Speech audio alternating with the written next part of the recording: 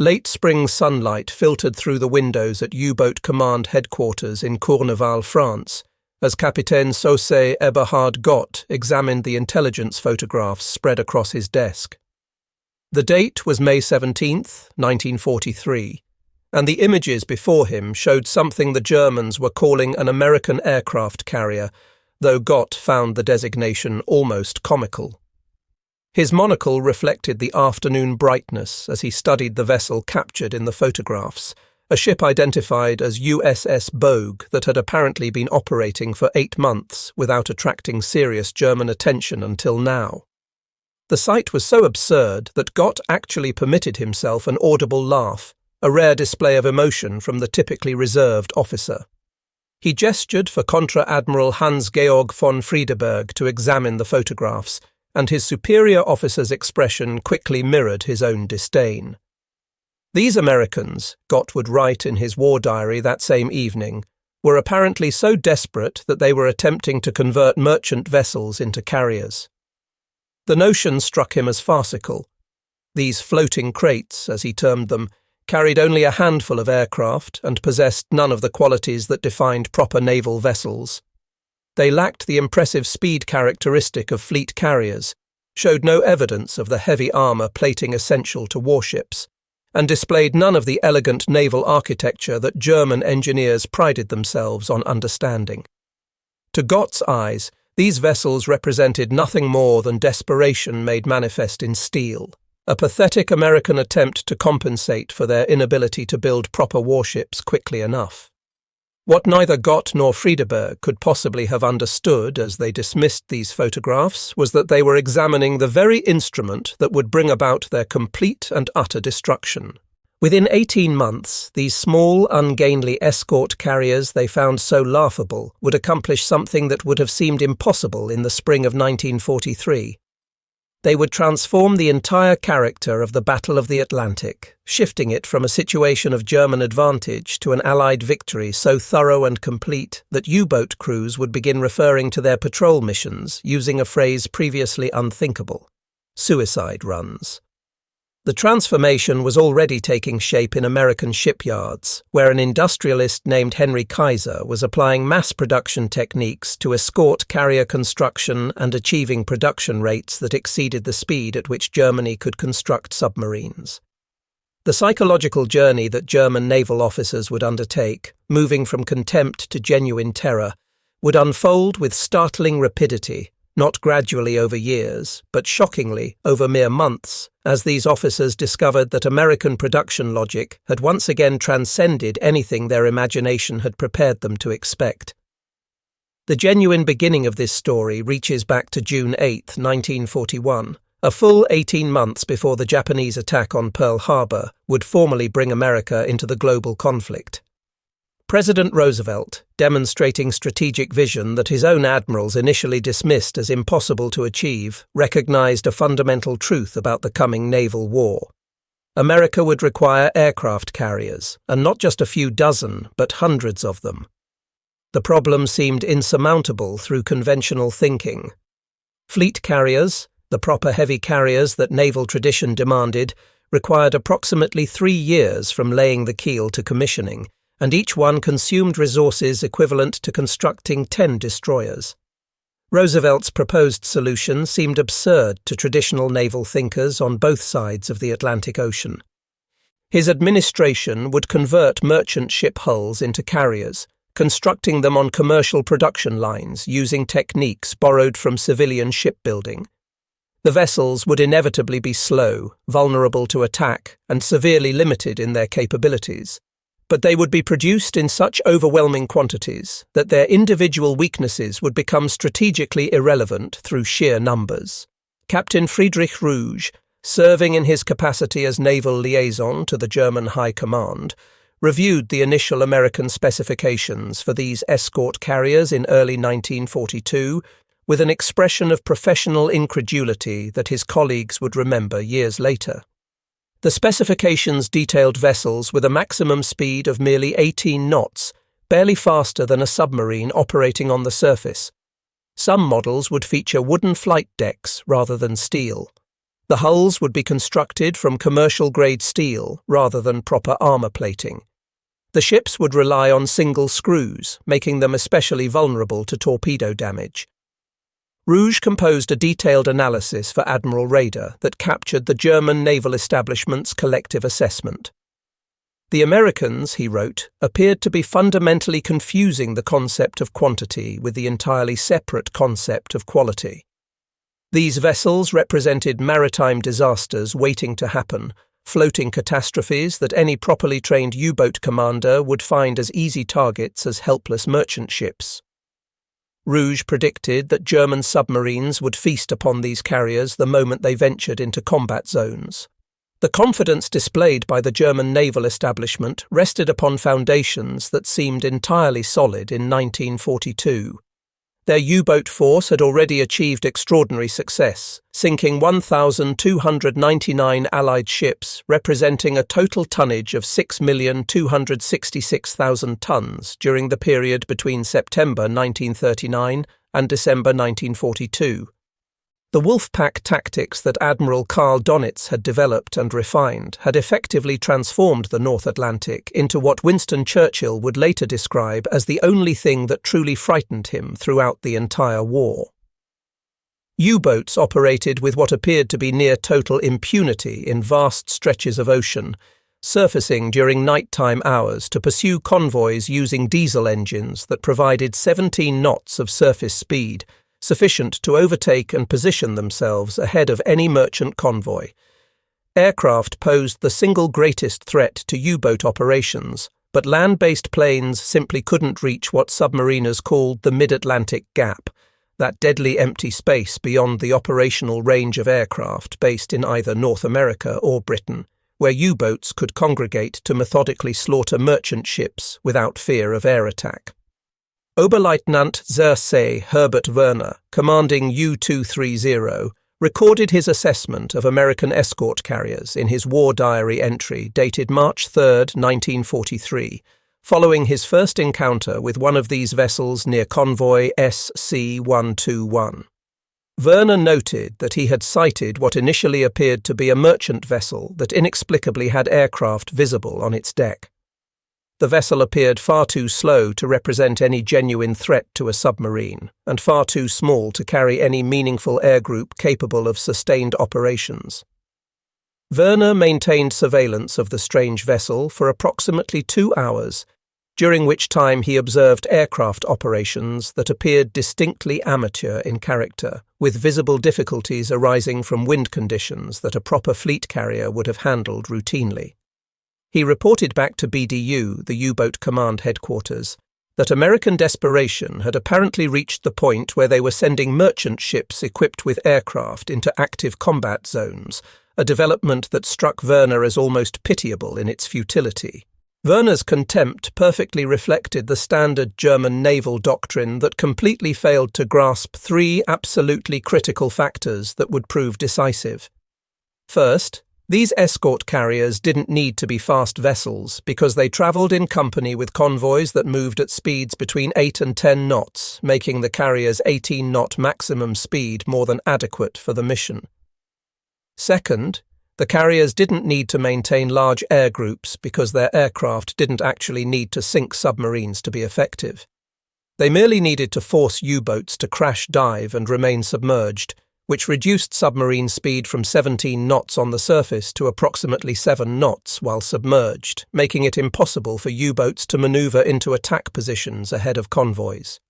Third, and most critically devastating to German strategic planning, the Americans intended to build such enormous numbers of these carriers that eventually the entire Atlantic Ocean would fall within aircraft coverage, completely eliminating the mid-Atlantic gap that U-boat tactics depended upon. The production statistics that would ultimately doom the entire U-boat force were already accumulating throughout the spring of 1943, though German intelligence services grossly underestimated both the numbers and the production rates. Henry Kaiser's shipyard in Vancouver, Washington, had systematically reduced the construction time required for a Casablanca-class escort carrier from 6 months down to merely 10 weeks through relentless refinement of techniques. By standardizing components across all vessels and applying assembly line techniques borrowed directly from automobile manufacturers, Kaiser's workforce could launch a completely new escort carrier every single week by the summer of 1943.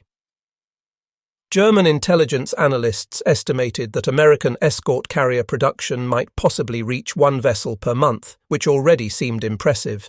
The actual reality approached one new carrier every 5 days during peak production periods. Kapitänleutnant Peter Kremer, commanding U-333, experienced his first glimpse of what mass-produced naval aviation would mean for submarine operations on April 23, 1943. His boat was running on the surface approximately 650 miles southwest of Ireland, positioned well within the mid-Atlantic gap that had always represented safe territory for U-boat operations. The lookout's urgent cry sent the crew into immediate scrambling action. Aircraft approaching, multiple contacts. Kremer's first thought was confusion because no land-based aircraft possessed the range to reach this position.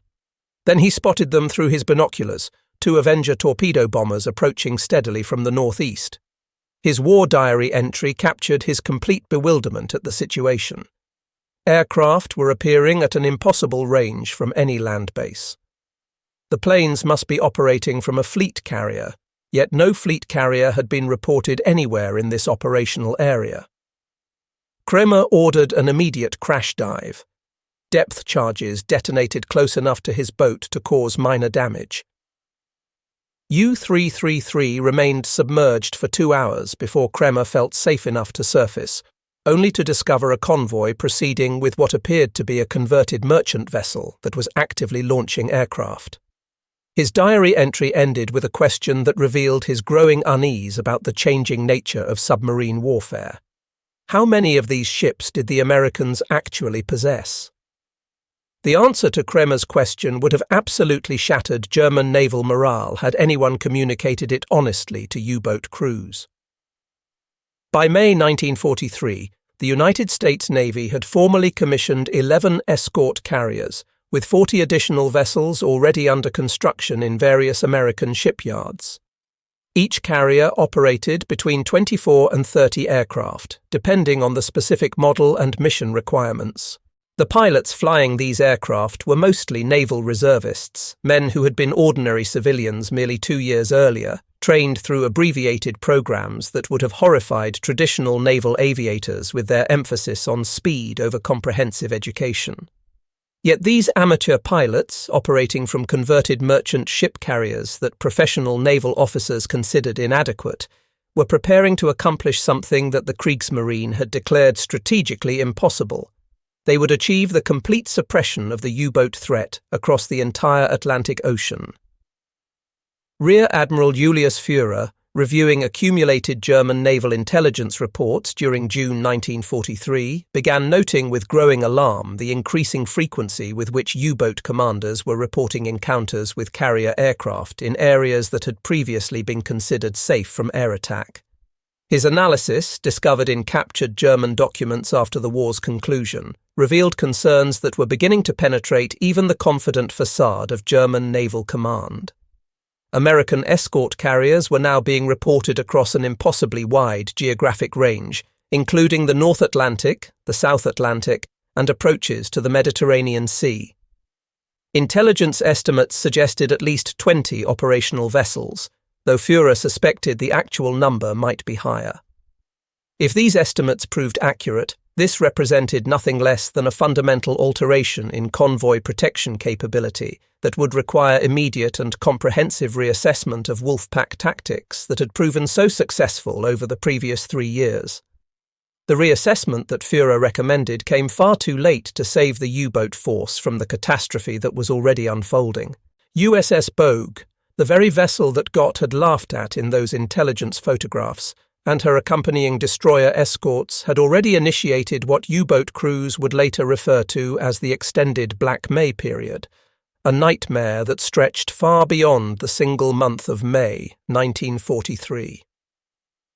On May 22nd, Bogue's aircraft spotted U-569 running on the surface, attempting to transit through an area that should have been safe.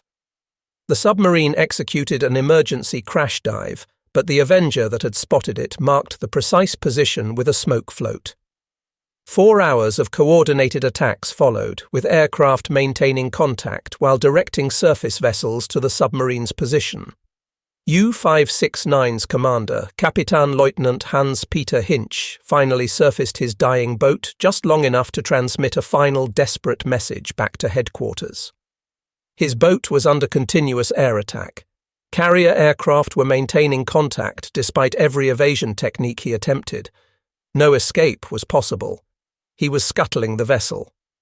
Admiral Donitz himself reviewed this message, initially suspecting some form of British deception operation designed to spread panic among U-boat crews.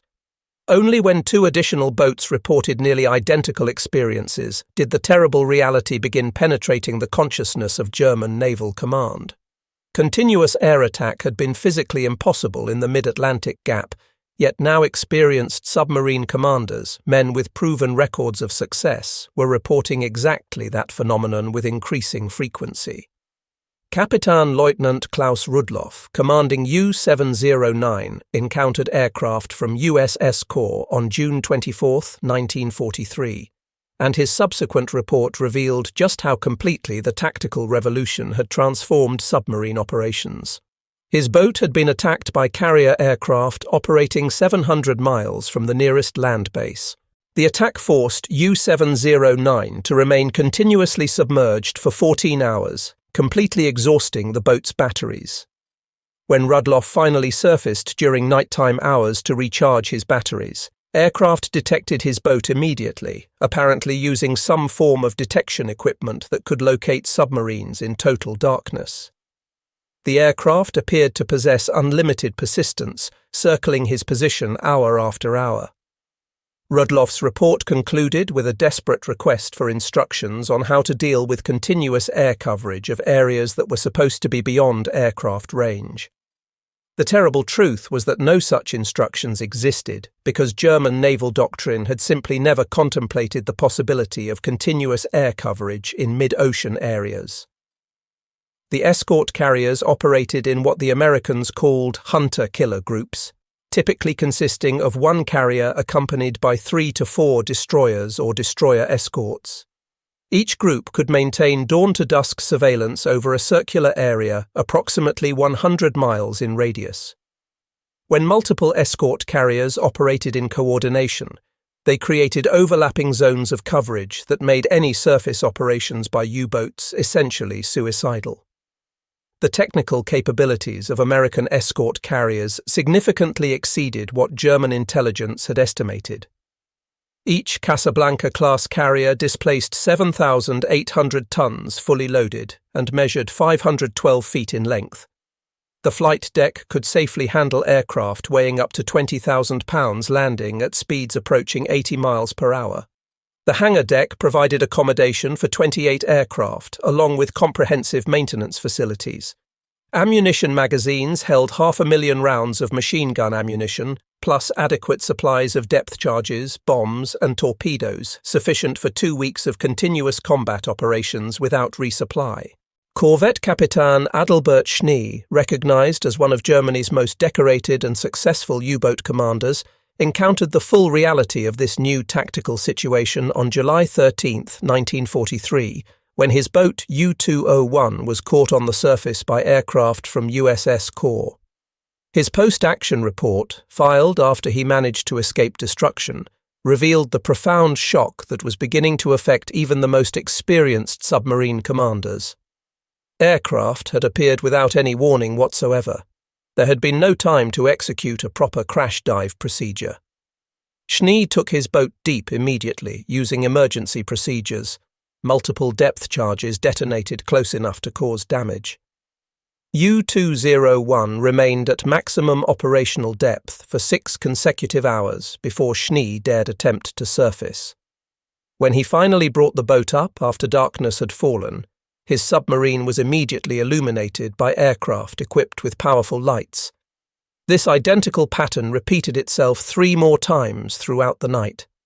The aircraft seemed to possess uncanny knowledge of exactly where U-201 would surface, appearing overhead within minutes each time. What Schnee couldn't possibly have known was that Korps aircraft carried ASV Mark III radar systems capable of detecting a surfaced submarine at distances up to 15 miles, even in complete darkness. This equipment, combined with powerful Lee lights for illumination and acoustic homing torpedoes that could pursue submarines underwater, meant that darkness no longer provided any protection whatsoever for U-boats. German submarine crews had always depended upon night surface operations to recharge their batteries and make high-speed transits to attack positions. Now, every moment spent on the surface, day or night, invited death from above. The production miracle that enabled this tactical transformation completely defied German comprehension and exceeded anything their industrial planning experts had considered possible. Kaiser Shipbuilding produced their 50th escort carrier, USS Casablanca, in November 1943, merely 18 months after laying the very first keel for this class of vessel. The ship was constructed in just 101 days from keel laying to formal commissioning as a United States Navy vessel. Every single component was completely standardized across all ships of the class. Parts manufactured in 267 different factories spread across 32 American states arrived at the shipyard according to precise schedules that coordinated the entire continental manufacturing effort. Assembly work proceeded around the clock, 24 hours per day, 7 days per week, with work crews rotating in shifts that never allowed production to pause. German intelligence officer Fregattenkapitän Hans Mäkel, tasked with analyzing American shipbuilding capacity during December 1943, composed a report that Admiral Dönitz initially rejected outright as defeatist propaganda designed to undermine German naval morale. Mäkel's analysis indicated that American escort carrier production appeared to exceed 1 complete unit per week. Projecting forward at this rate, by mid-1944, the Americans would possess over 100 such vessels operational in the Atlantic and other theaters. Each carrier effectively negated the combat effectiveness of 3 to 5 U-boats through the continuous air coverage it provided. Projecting these numbers forward, Mäkel concluded that the U-boat force would be essentially neutralized as an effective weapon within 12 months. Dönitz dismissed this report as impossibly pessimistic, yet every element of Mäkel's analysis would prove conservative compared to actual American production achievements. By January 1944, American escort carriers were no longer merely defending convoys against submarine attack. They had transitioned to actively hunting U-boats across vast expanses of ocean. Hunter-killer groups centered on escort carriers prowled the Atlantic independently, using intelligence derived from ultra-intercepts of German radio communications to locate U-boat patrol lines before they could threaten convoys. The traditional relationship between hunter and hunted had been completely reversed, and German submarines found themselves trapped in an environment that grew deadlier with each passing month. U-boat ace Kapitän Leutnant Werner Henke, commanding U-515 and holder of the Knight's Cross with oak leaves for sinking 26 Allied vessels, experienced this complete reversal of fortunes on April 9, 1944. Operating north of the Azores in what should have been relatively safe waters, U-515 was located by aircraft from USS Guadalcanal. Henke, despite all his experience and skill, found himself completely helpless against the coordinated air and surface attack that followed. His final radio message back to U-boat headquarters conveyed an unprecedented level of desperation from one of Germany's most successful submarine commanders. His boat was under attack by multiple aircraft operating in coordination. He could not remain surfaced without being bombed and strafed. He could not escape while submerged because his batteries were failing. Chlorine gas was beginning to contaminate the interior of the boat from damaged battery cells. Destroyer vessels were bearing down on his position. His message ended with a single word that every German sailor dreaded: sei testum, meaning the boat was being scuttled to prevent capture. The escort carrier Guadalcanal and her accompanying hunter-killer group had revolutionized anti-submarine warfare through their operational independence from convoy protection duties. Operating separately from merchant convoys, these groups could pursue U-boat contacts for days or even weeks, remaining on station until they achieved a kill or exhausted their supplies. On the single patrol during which Guadalcanal sank U-515, her group would successfully sink 3 U-boats and inflict serious damage on 2 others. The carrier's aircraft flew an astounding 2,484 flight hours during those 30 days at sea. German submarines that had once stalked merchant vessels across the Atlantic now found themselves cowering beneath the waves, desperately trying to avoid the aircraft that seemed to be everywhere simultaneously. The technical superiority of American production extended well beyond simple numerical advantage. Each escort carrier incorporated comprehensive lessons learned from the operational experience of previous vessels. The Casablanca-class ships constructed during late 1943 featured significantly improved radar systems, better communication equipment, stronger flight deck structures designed to handle heavier aircraft, and substantially enhanced crew habitability features that reduced fatigue and improved operational effectiveness. German observers who expected American mass production techniques to necessarily result in inferior quality discovered exactly the opposite. The mass production approach actually allowed rapid incorporation of improvements across the entire production line. Captain Sauce Klaus Schultz, analyzing captured American technical documents during February 1944, reported back to U-boat command with findings that bordered on disbelief. American escort carriers employed assembly techniques that should theoretically be impossible to implement for vessels this complex. Entire sections of the hull were completely prefabricated in separate facilities, with all equipment and wiring already installed in these sections. These massive prefabricated sections, weighing up to 200 tons each, were lifted into position using enormous cranes and then welded together to form the complete hull. Ships took shape in weeks rather than the months that traditional naval construction required. Each successive vessel benefited from every lesson learned during construction of previous hulls, creating a continuous improvement cycle that constantly enhanced production efficiency and vessel capability. By March 1944, the psychological transformation of the U-boat force from confident hunters to hunted prey was utterly complete. Crews that had once competed enthusiastically with each other for tonnage sunk now celebrated simply surviving their patrols and returning to port. Morale collapsed throughout the submarine service as even the most experienced crews recognized the mathematical reality of their situation. With over 50 escort carriers now operational and additional vessels launching every few days, there was literally nowhere in the entire Atlantic Ocean that remained beyond aircraft reach. The mid-Atlantic gap, that blessed sanctuary that had allowed submarines to operate with relative impunity, had been completely eliminated through the simple expedient of placing aircraft carriers everywhere simultaneously. The statistical evidence confirmed this transformation with brutal clarity. During May 1943, before escort carriers had become fully operational across the Atlantic, U-boats successfully sank 50 Allied merchant ships. By May 1944, with over 60 escort carriers actively operating, U-boats managed to sink only 5 ships while losing 25 submarines to Allied action. The exchange ratio that determined the outcome of the Atlantic campaign had reversed so completely that Dönitz seriously considered suspending all U-boat operations entirely, though political pressure from above prevented him from implementing this strategically sensible decision. USS Block Island exemplified the evolution of escort carrier tactics from defensive convoy protection to aggressive submarine hunting.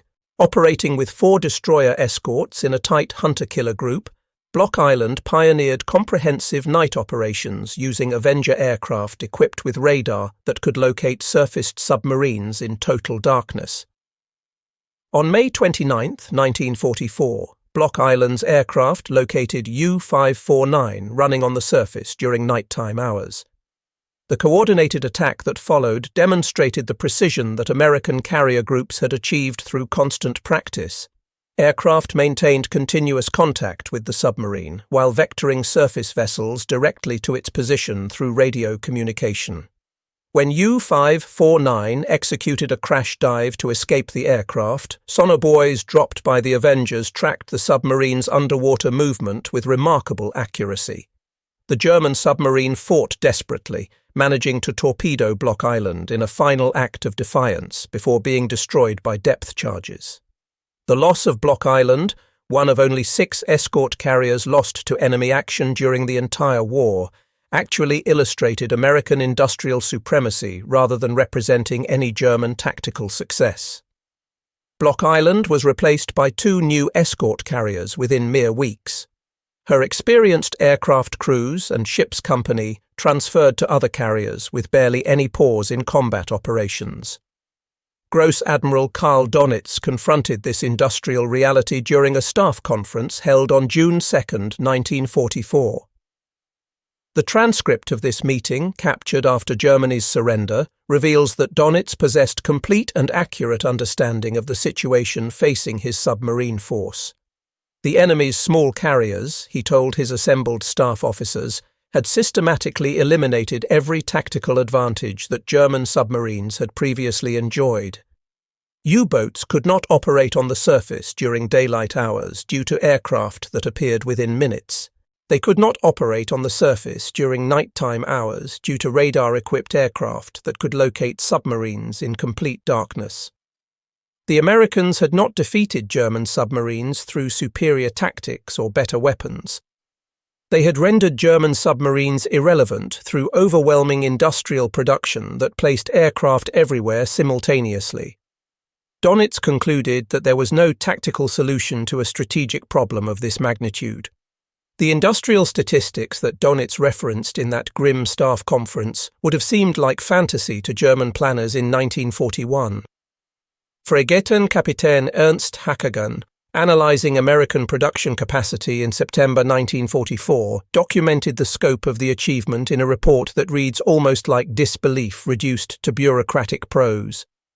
Each individual escort carrier required 30,000 tons of steel, 2,000 miles of electrical cable, 50 miles of various types of piping, 80,000 separate blueprints, and 45,000 different components that had to be manufactured and assembled.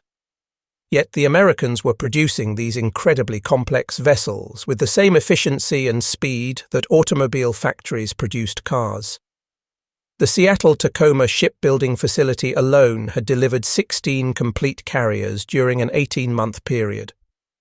Hackegen could only conclude that American industrial capacity operated according to principles that German economic planning had never encountered or understood.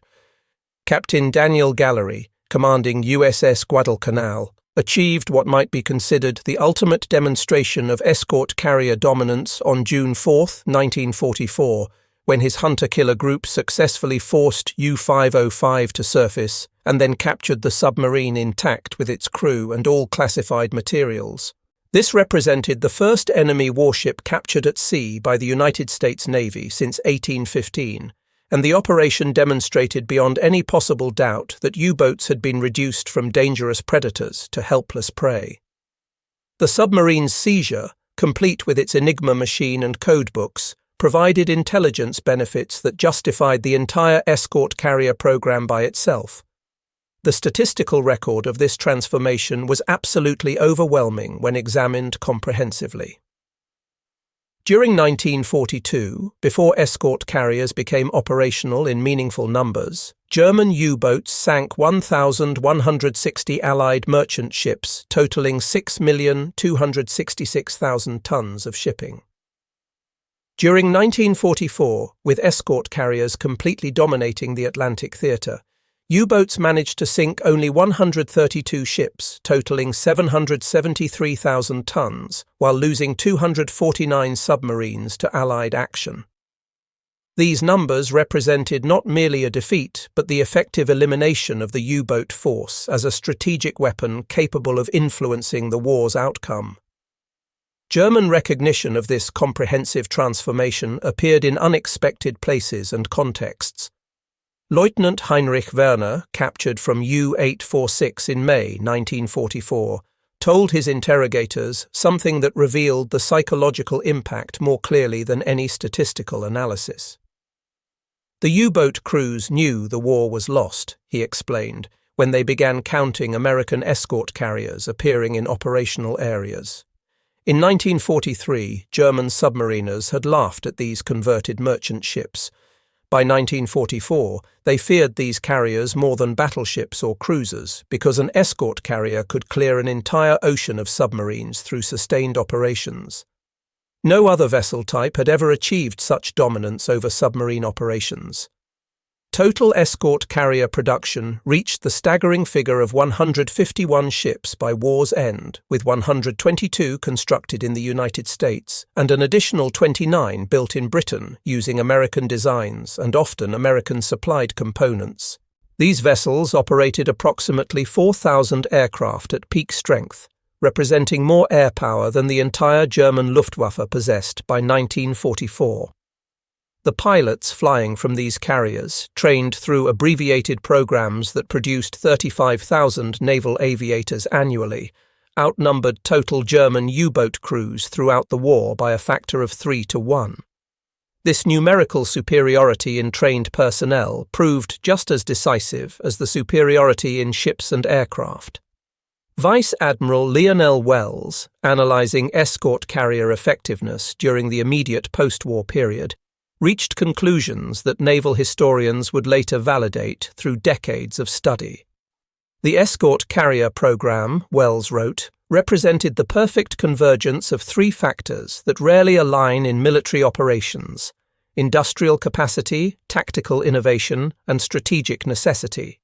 The Americans had built merchant ships that could launch aircraft, trained civilian volunteers to fly them effectively, and thereby changed the fundamental nature of naval warfare in ways that would influence maritime strategy for generations.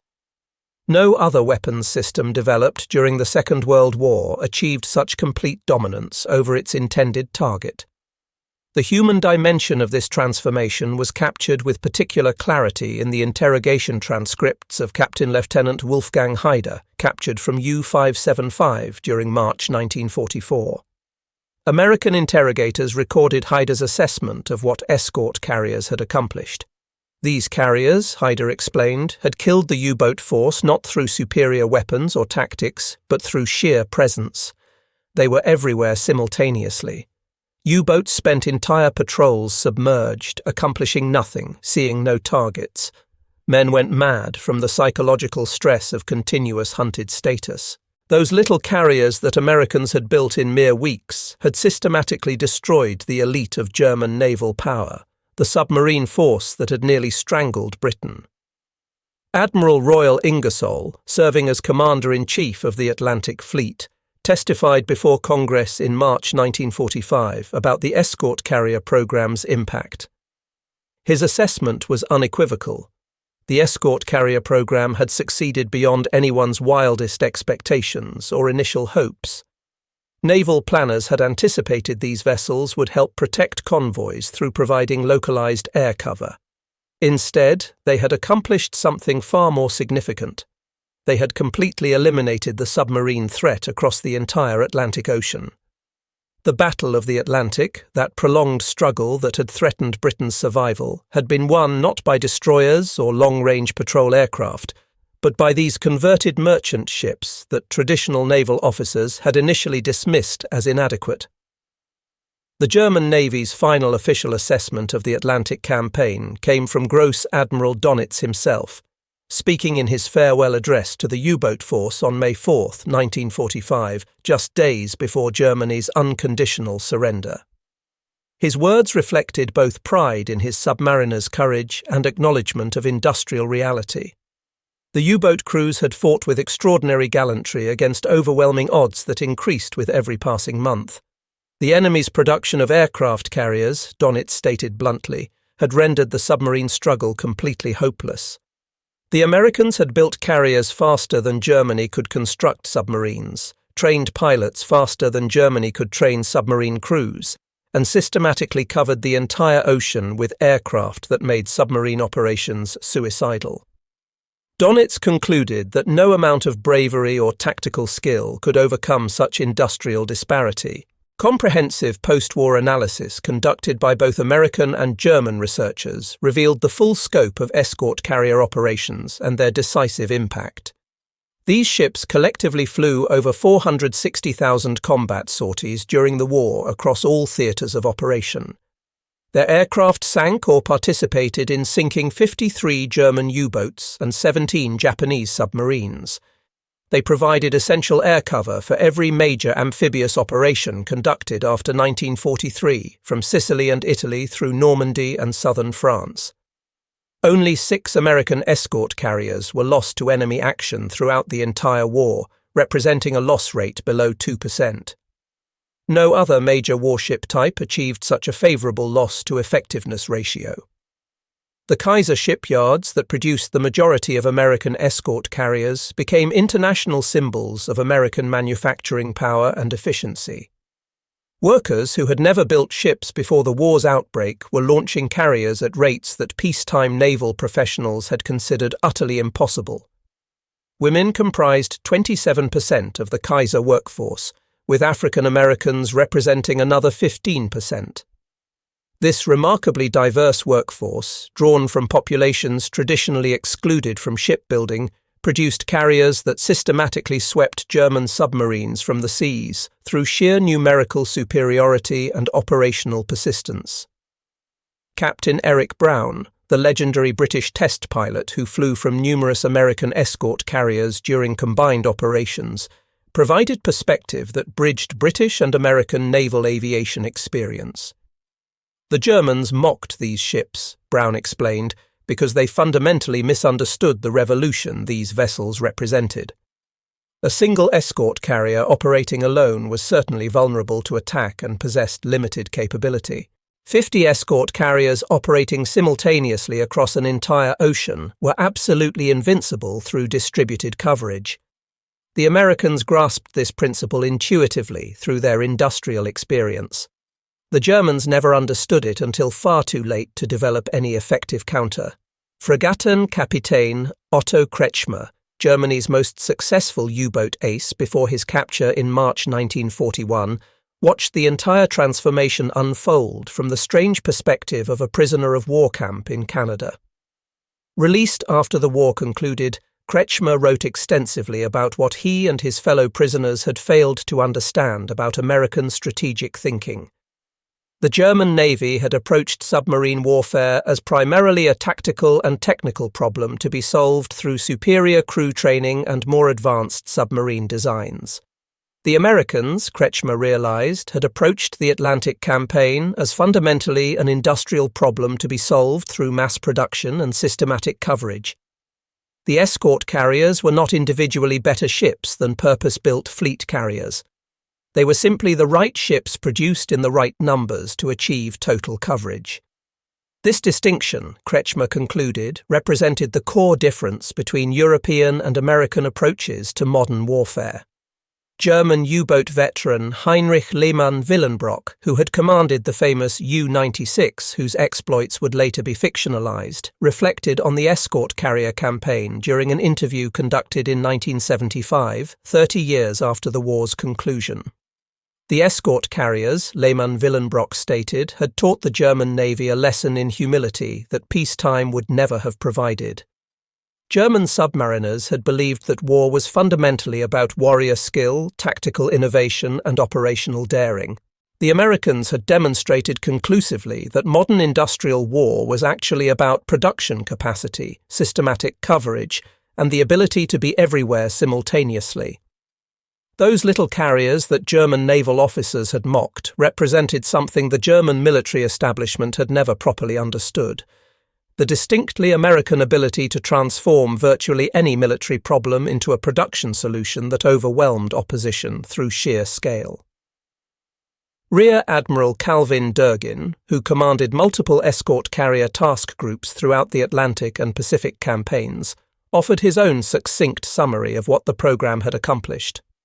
The American Navy had taken merchant hulls, added flight decks, equipped them with aircraft and crews, and thereby changed naval history permanently.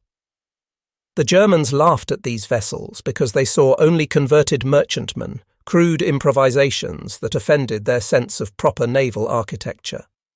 American planners saw mobile airfields that could be deployed anywhere, anytime, creating aircraft coverage wherever it was needed. The Germans counted individual ships and assessed their capabilities. The Americans counted total coverage area and calculated operational persistence. This fundamental difference in perspective determined the Atlantic campaign's outcome more than any tactical or technical factor.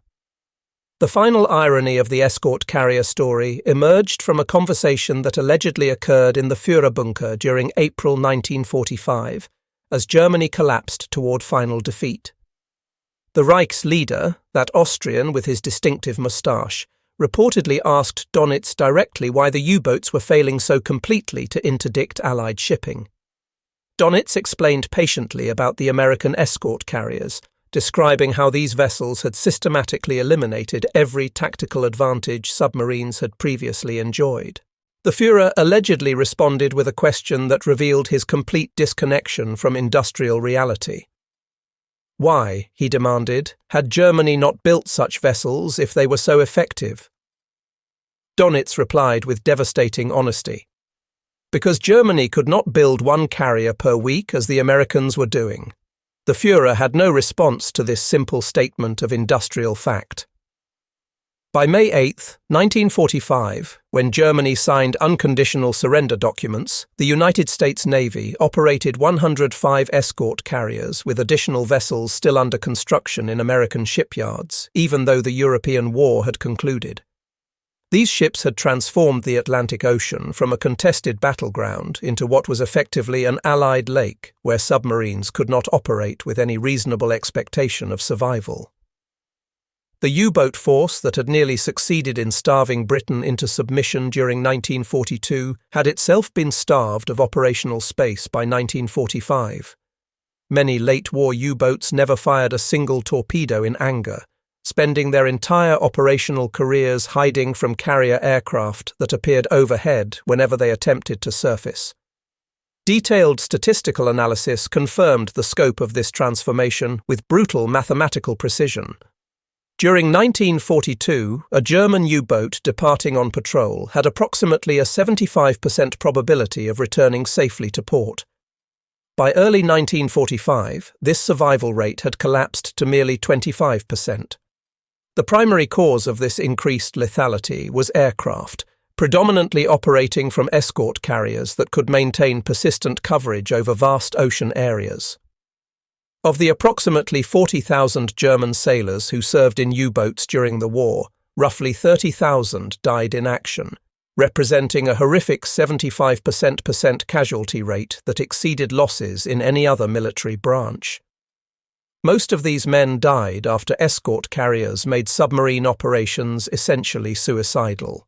They were sacrificed to a fundamental strategic misconception: the German belief that American industrial capacity could not possibly overcome German tactical expertise and operational experience. Commander George Chamberlain, who served aboard USS Guadalcanal throughout her combat career, offered a perspective that acknowledged both American advantages and German courage. American sailors were not individually better than their German counterparts, Chamberlain explained. German U-boat crews demonstrated incredible bravery and remarkable skill throughout the campaign, but the Americans possessed endless carriers deploying endless aircraft. For every submarine Germany managed to build, the Americans countered with a carrier that could hunt it across thousands of miles of ocean. The contest wasn't fair by any reasonable standard, Chamberlain acknowledged, but it wasn't supposed to be fair. It was supposed to be effective, and the escort carriers proved devastatingly effective. The escort carrier program's total cost reached approximately $1.5 billion in 1940s currency values, representing an enormous but ultimately worthwhile investment. This expenditure succeeded in destroying the U-boat force while simultaneously saving countless Allied merchant ships worth many times that amount. Each individual escort carrier cost roughly $7 million to construct and outfit, and each could protect convoys worth hundreds of millions of dollars while destroying enemy submarines worth millions more. The return on investment, calculated purely in economic terms before even considering the strategic and human factors, justified the program many times over. Workers at the Kaiser shipyards expressed justifiable pride in their extraordinary achievement when interviewed by journalists and historians. Rosie Devlin, a welder who contributed her labour to constructing 12 different escort carriers, captured the workers' perspective perfectly. The shipyard workers knew these vessels weren't beautiful or elegant by traditional naval standards. They were basic, functional, built for speed of production rather than aesthetic appeal. But the workers also knew with absolute certainty that their ships worked effectively in combat. Every carrier they launched meant that convoys would reach their destinations safely, delivering supplies that kept Britain fed and armed. The shipyard workers were fighting the war with rivet guns and welding torches, contributing to victory as surely as any combat soldier or sailor. The final accounting of the escort carrier campaign against U-boats was stark and undeniable.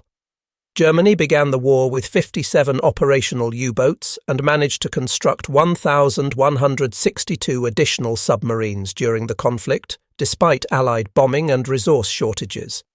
They lost 785 U-boats to all causes, with 632 destroyed by direct Allied action. Approximately 175 submarines were destroyed either by escort carrier aircraft directly or by surface vessels guided to targets by carrier aircraft. Considering that escort carriers only became fully operational in significant numbers after mid-1943, this represented extraordinary effectiveness achieved during a remarkably brief operational period. Starting the war with exactly 0 escort carriers, the United States constructed 151 of these vessels by 1945. These ships operated approximately 4,500 aircraft at peak operational strength, flew over 460,000 combat sorties, fundamentally transformed naval warfare doctrine, and maintained operational availability rates exceeding 80% throughout their combat service. German U-boat commander Herbert Werner, one of the very few submarine officers to survive the entire war from beginning to end, provided perhaps the most succinct summary of what escort carriers accomplished. The carriers killed German submarines, Werner explained, through achieving overwhelming presence everywhere simultaneously. Individual U-boats could avoid individual ships through skillful maneuvering. No submarine could avoid systematic coverage that placed aircraft everywhere across thousands of miles of ocean. Every carrier the Americans launched progressively shrank the operational area where U-boats might operate with any safety, until finally there was literally nowhere left to go except down to the bottom of the ocean in destroyed hulls. The transformation from German contempt to German despair occurred with shocking rapidity, requiring less than 18 months from the spring of 1943 through the fall of 1944. This extraordinarily rapid reversal demonstrated conclusively that industrial warfare operated according to completely different timescales than traditional military planning anticipated. While Germany slowly and incrementally improved submarine technology through careful engineering refinement, America rapidly multiplied carrier production through brute industrial force. The German response, documented extensively in captured Kriegsmarine archives and post-war interviews, ultimately reduced to simple resignation. The American escort carrier program had succeeded through applying overwhelming industrial force to a strategic problem. The Americans built carriers faster than Germans could sink them, trained pilots faster than Germans could shoot them down, and deployed aircraft faster than submarines could hide from them. Germany had been defeated not by superior warriors or better tactics, but by superior factories and more efficient production systems. The escort carriers that German admirals had dismissed with laughter in those intelligence photographs from 1943 had by 1945 transformed the Atlantic Ocean from a U-boat hunting ground into an Allied-controlled body of water where submarine operations were suicidal. These converted merchant ships, crude and ungainly by traditional naval standards, had accomplished what the Royal Navy's powerful destroyer forces could not achieve alone. the complete and permanent suppression of the submarine threat through establishing overwhelming presence everywhere simultaneously. The German admirals, who had laughed at photographs of escort carriers in 1943, lived, those who survived the war, to see these same vessels accepting U-boat surrenders in harbours across Europe during 1945. This complete reversal of fortunes required less than 2 years to accomplish fully. During that brief period, American industrial capacity had systematically rewritten naval warfare rules that had existed for centuries and had seemed immutable to professional naval officers on both sides. The story concludes where it began, with German naval officers examining American escort carriers through the lens of professional assessment. But instead of laughing at their crude construction and improvised nature, these officers now stood in defeated silence, finally understanding that these deceptively simple ships had destroyed the U-boat force more thoroughly and completely than any enemy force in maritime history. American industrial might, applied with systematic determination to a clearly defined strategic problem, had transformed maritime warfare in ways that would influence naval thinking for generations into the future. The final testimony regarding escort carrier effectiveness came from Gross Admiral Donitz himself, speaking to his assembled staff officers as Germany moved toward unconditional surrender. His words, recorded by multiple witnesses and later confirmed through captured documents, acknowledged reality without any comforting illusions. Germany had lost the Battle of the Atlantic not because of inferior seamanship or inadequate courage from submarine crews. They had lost because of what Donitz termed superior arithmetic. The Americans had built escort carriers faster than German strategic planners could even comprehend such production rates were possible. Germany had approached the war believing it was fundamentally about warriors and their skills.